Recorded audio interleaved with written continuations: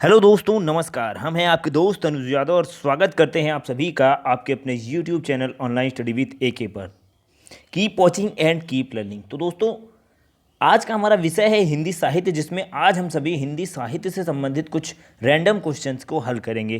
तो दोस्तों, वीडियो को पूरा देखिएगा और वीडियो पसंद आए तो लाइक और शेयर भी कर दीजिएगा। और हाँ, अगर आप चैनल पर पहली बार आए हैं तो चैनल को सब्सक्राइब करके बेल आइकन को प्रेस कर लीजिएगा, ताकि आपको हमारे वीडियोज़ की लेटेस्ट अपडेट्स मिलती रहें। तो दोस्तों, आइए आज शुरू करें आज की वीडियो। और वीडियो की शुरुआत करते हैं कुछ मोटिवेशनल लाइन्स के साथ, जो कि इस प्रकार हैं। दोस्तों, इस दुनिया में नामुमकिन कुछ भी नहीं है। हम वो सब कुछ कर सकते हैं जो हम सोच सकते हैं, और हम वो सब कुछ सोच सकते हैं जो हमने कभी नहीं सोचा है। तो दोस्तों, इसी के साथ आइए शुरू करें आज की प्रश्नोत्तरी।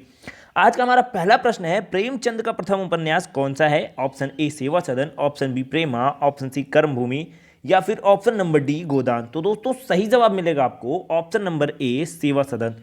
दोस्तों, हम आपको दिखाते हैं सेवा सदन की एक झलक और उससे संबंधित कुछ जानकारी। ये जो आपकी स्क्रीन पर फोटो दिख रही है, यही है मुंशी प्रेमचंद द्वारा रचित प्रथम उपन्यास सेवा सदन। दोस्तों, हम आपको बता दें, सेवा सदन 1918 ईस्वी में प्रकाशित सेवा सदन प्रेमचंद का हिंदी में प्रकाशित होने वाला पहला उपन्यास था। यह मूल रूप से उन्होंने बाजारे हुस्न नाम से पहले उर्दू में लिखा गया था, लेकिन इसका हिंदी रूप में सेवा सदन पहले प्रकाशित हुआ था। तो दोस्तों, बढ़ते हैं अपने अगले प्रश्न पर। हमारा अगला प्रश्न है, ईसत स्पर्श या अर्धस्वर क्या है? ऑप्शन ए अ ई, ऑप्शन बी ओ क, ऑप्शन सी य व, या फिर ऑप्शन नंबर डी श और श। तो दोस्तों, सही जवाब मिलेगा आपको ऑप्शन नंबर सी य और व। दोस्तों, ईसत स्पर्श या अर्धस्वर य और व को कहा जाता है। तो दोस्तों, बढ़ते हैं अपने अगले प्रश्न पर। हमारा अगला प्रश्न है, ताड़न जात व्यंजन है। आपको बताना है कि ताड़न जात व्यंजन कौन से हैं? ऑप्शन ए ट ठ, ऑप्शन डी बी अण और ढ, ऑप्शन सी इया औरना, ऑप्शन नंबर डी न और ला। तो दोस्तों, सही जवाब मिलेगा आपको ऑप्शन नंबर बी अणा और ढ। तो दोस्तों, बढ़ते हैं अपने अगले प्रश्न पर। हमारा अगला प्रश्न है, महादेवी वर्मा का संस्मरण गिल्लू किस संकलन में है? ऑप्शन ए अतीत के चलचित्र, ऑप्शन बी पथ के स्वामी, ऑप्शन सी मेरा परिवार, या फिर ऑप्शन नंबर डी स्मृति की रेखाएं। तो दोस्तों, सही जवाब मिलेगा आपको ऑप्शन नंबर सी मेरा परिवार। दोस्तों, आइए दिखाएं आपको महादेवी वर्मा द्वारा रचित गिल्लू। ये जो फोटो आपकी स्क्रीन पर दिख रही है, यही है महादेवी वर्मा द्वारा रचित गिल्लू। गिल्लू महादेवी वर्मा का की मेरा परिवार नामक कृति से लिया गया एक भाग है, जिसमें लेखिका ने गिलहरी का मनुष्य के प्रति प्रेम भाव का वर्णन किया है। यह उनके एक निजी जीवन की असल घटना पर आधारित है। तो दोस्तों, बढ़ते अपने अगले प्रश्न पर। हमारा अगला प्रश्न है, भारतेंदु और द्विवेदी युग के बीच की कड़ी किसको कहा जाता है? Option A Radhacharan Goswami, option B Mahavir Prasad Dwivedi, option C Bal Mukund Gupt, या फिर option number D Pratap Narayan Mishra. तो दोस्तों, सही जवाब मिलेगा आपको ऑप्शन नंबर सी बाल मुकुंद गुप्त। दोस्तों, हम आपको बता दें, भारतेंदु और द्विवेदी युग के बीच की कड़ी को बाल मुकुंद गुप्त को कहा जाता है। तो दोस्तों, बढ़ते अपने अगले प्रश्न पर। हमारा अगला प्रश्न है, रामचरितमानस में कुल कितने कांड हैं? आपको बताना है कि रामचरितमानस में कुल कितने खंड हैं। Option A 5, option B 7, option C 9, या फिर ऑप्शन नंबर डी 18। तो दोस्तों, सही जवाब मिलेगा आपको ऑप्शन नंबर बी 7। रामचरितमानस में कुल 7 कांड हैं। तो दोस्तों, बढ़ते अपने अगले प्रश्न पर। हमारा अगला प्रश्न है, कौन सी रचना मैथिली शरण गुप्त की नहीं है? Option A Yashodhara, option B Vaidehi Vanvas, option सी भारत भारती, या फिर ऑप्शन नंबर डी साकेत। तो दोस्तों, सही जवाब मिलेगा आपको ऑप्शन नंबर बी वैदेही वनवास। दोस्तों, आप जैसा कि आप सभी को पता चल गया होगा कि यशोधरा, भारत भारती और साकेत मैथिली शरण की गुप्त की रचनाएं हैं। तो दोस्तों, अब बात आती है कि वैदेही वनवास अगर मैथिली शरण गुप्त की रचना नहीं है तो आखिर है किसकी? आइए बताते हैं हम आपको। ये जो फोटो आपको आपकी स्क्रीन पर दिख रही, यही है अयोध्या सिंह उपाध्याय हरिओद द्वारा रचित वैदेही वनवास। तो दोस्तों, आपको पता चल गया होगा कि वैदेही वनवास अयोध्या सिंह उपाध्याय हरिओद की रचना है। तो दोस्तों, बढ़ते अपने अगले प्रश्न पर।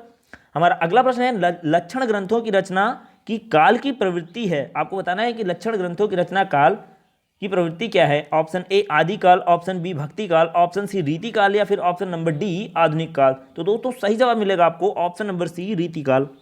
दोस्तों, लक्षण ग्रंथों की रचना रीति काल की प्रवृत्ति से हुई है। तो दोस्तों, बढ़ते अपने अगले प्रश्न पर।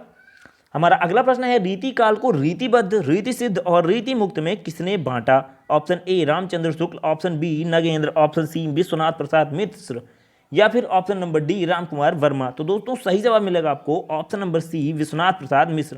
दोस्तों, मैं आपको बता दें, रीति काल को रीतिबद्ध, रीति सिद्ध और रीति मुक्त में विश्वनाथ प्रसाद मिश्र ने बांटा था। तो दोस्तों बढ़ते हैं अपने अगले प्रश्न पर।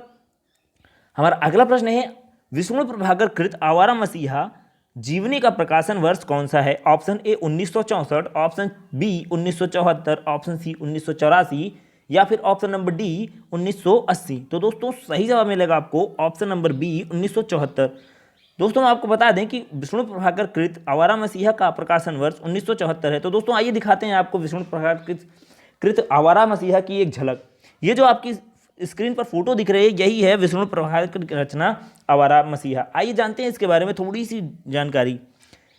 आवारा मसीहा जीवनी विभा का गौरव ग्रंथ, सोवियत लैंड नेहरू पुरस्कार 1976, साहित्य अकादमी पुरस्कार 1993 तथा पद्म भूषण सम्मान 2005 से सम्मानित विष्णु प्रभाकर के जीते जी आवारा मसीहा उनके नाम उनके कृतित्व का पर्याय बन गया था। इसका प्रथम संस्करण 1974 में प्रकाशित हुआ था। तो दोस्तों बढ़ते हैं अपने अगले प्रश्न पर। हमारा अगला प्रश्न है इनका सा अर्थ सौष्ठव और नवोन्मेष बिरला कवियों में ही मिलता है। शुक्ल ने किसके बारे में यह लाइन कही है? Option A Keshav, option B Chintamani, option C Dev या फिर ऑप्शन नंबर डी घनंदन। तो दोस्तों सही जवाब मिलेगा आपको ऑप्शन नंबर सी देव के बारे में। दोस्तों शुक्ल जी ने देव जी के बारे में कहा है कि इनका सा अर्थ सौष्ठव और नवोन्मेष बिरले कवियों में ही मिलता है। तो दोस्तों बढ़ते हैं अपने अगले प्रश्न पर। हमारा अगला प्रश्न है किस कवि को दोहों को शुक्ल ने हिंदी साहित्य का रत्न कहा है? आपको बताना है कि शुक्ला जी ने हिंदी साहित्य के रत्न को किस कवि के दोहों को कहा है? Option A Bihari, option B Tulsidas, option C Dev या फिर ऑप्शन नंबर डी कबीर। तो दोस्तों सही जवाब मिलेगा आपको ऑप्शन नंबर ए गागर में सागर भरने वाले कवि बिहारी जी को। दोस्तों आपको दिखाते हैं आइए बिहारी जी की एक झलक। आपकी स्क्रीन पर जो फोटो दिख रही है यही हैं बिहारी सतसई के रचनाकार बिहारी जी। इनको गागर में सागर भरने वाले कवि भी कहा जाता है। तो दोस्तों बढ़ते हैं अपने अगले प्रश्न पर। हमारा अगला प्रश्न है भाषा भूषण किसकी रचना है? Option A Jaswant Singh, option B Bhushan, option C Matiram या फिर option number D Beni Praveen. तो दोस्तों सही जवाब मिलेगा आपको option number A Raja Jaswant Singh. Bhasha Bhushan राजा जसवंत सिंह की रचना है। तो दोस्तों बढ़ते हैं अपने अगले प्रश्न पर। हमारा अगला प्रश्न है बलचनमा किसकी रचना है? Option A Shamsher Bahadur Singh, option B Nagarjun, option C Kamleshwar या फिर option number D Namvar Singh. तो दोस्तों सही जवाब मिलेगा आपको ऑप्शन नंबर बी नागार्जुन। दोस्तों बलचनमा नागार्जुन की रचना है। आइए दिखाएं आपको इसकी एक झलक। ये जो फोटो आपकी स्क्रीन पर दिख रही है यही है बलचनमा नागार्जुन कृत की यह पुस्तक।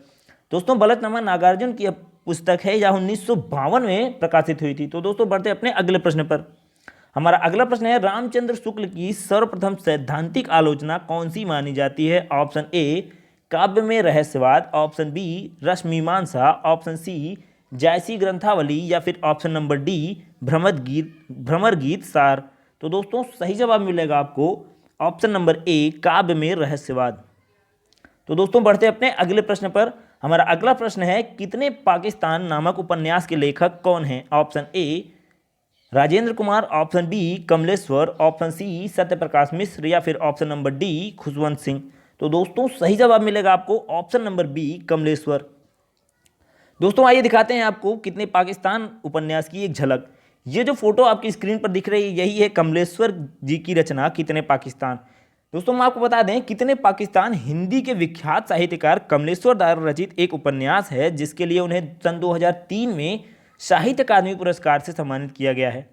यह उपन्यास भारत पाकिस्तान के बंटवारे और हिंदू मुस्लिम संबंधों पर आधारित है। यह उनके मन के भीतर चलने वाले अंतर्द्वंद का परिणाम माना जाता है। तो दोस्तों बढ़ते अपने अगले प्रश्न पर। हमारा अगला प्रश्न है सुहाग के नूपुर के रचयिता कौन है? Option A Nirala, option B Mohan Rakesh, option C Amritlal Nagar या फिर ऑप्शन नंबर डी प्रेमचंद। तो दोस्तों सही जवाब मिलेगा आपको ऑप्शन नंबर सी अमृतलाल नागर। दोस्तों हम आपको बता दें कि सुहाग के नूपुर के रचयिता हैं अमृतलाल नागर जी। आइए आपको एक झलक दिखाते हैं सुहाग के नूपुर की। ये जो फोटो आपकी स्क्रीन पर दिख रही है यही है अमृतलाल नागर जी की रचना सुहाग के नूपुर। दोस्तों हम आपको बता दें सुहाग के नूपुर के रचनाकार स्वर्गीय श्री अमृतलाल नागर जी हैं। उनकी यह रचना 1960 में प्रकाशित हुई थी। तो दोस्तों बढ़ते अपने अगले प्रश्न पर।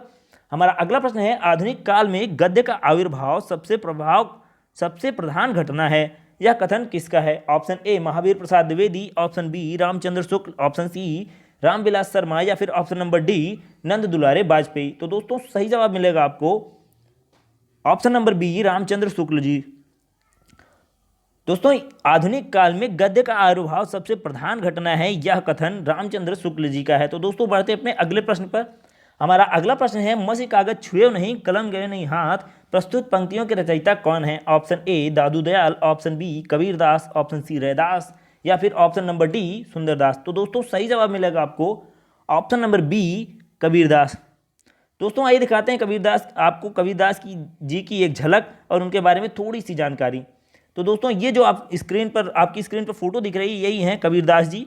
आइए इनके बारे में थोड़ी सी जानकारी ले लेते हैं। कबीर या भगत कबीर 15वीं सदी के भारतीय रहस्यवादी कवि और संत थे। वे हिंदी साहित्य के भक्तिकालीन युग में ज्ञानाश्रयी निर्गुण शाखा की काव्यधारा के प्रवर्तक थे। इनकी रचनाओं ने हिंदी प्रदेश के भक्ति आंदोलन को गहरे स्तर तक प्रभावित किया।